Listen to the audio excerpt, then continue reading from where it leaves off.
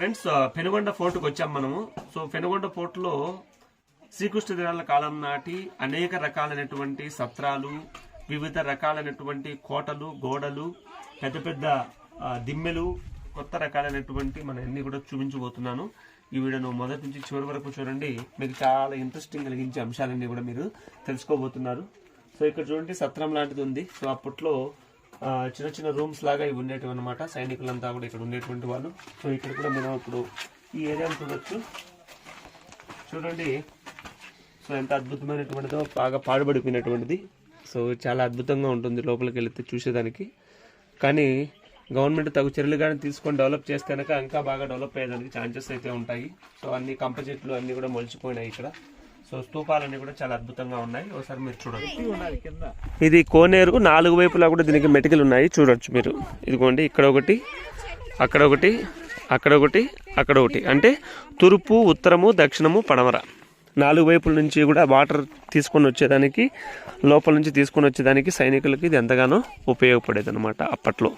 So ఇప్పటికీ కూడా ఇది అలానే ఉంది. సో వాటర్ అంతా ఉంది, చెట్లన్నీ కూడా మొలిచాయి. మీరు ఒకసారి చూడొచ్చు.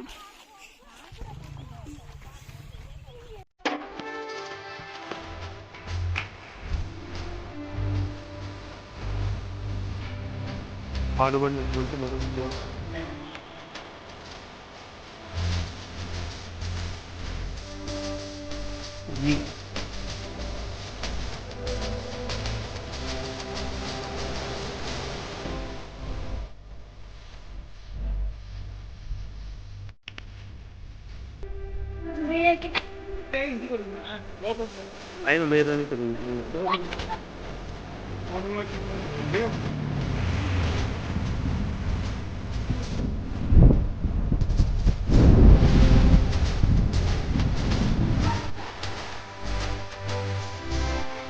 పెనుగొండ కొండ పైన బావా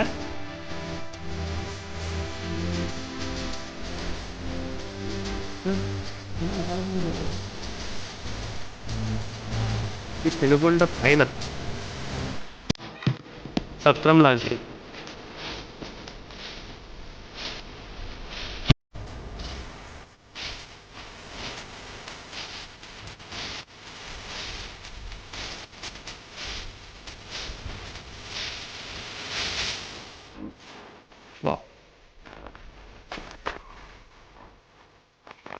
ఎలా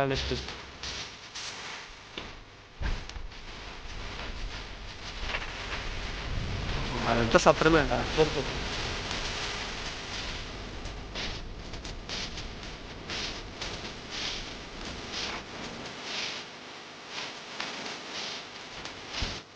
సత్రం అంతే. అంటే ఆ కాలంలో ఇక్కడంతా రూమ్స్ లాగా ఉంటాయి.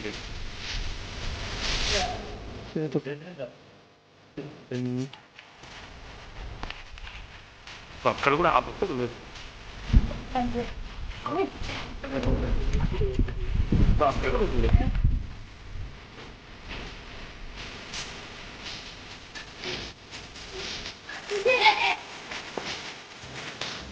పెనుకొండ పైన ఫోర్టు పాడుపడిపోయినటువంటిది.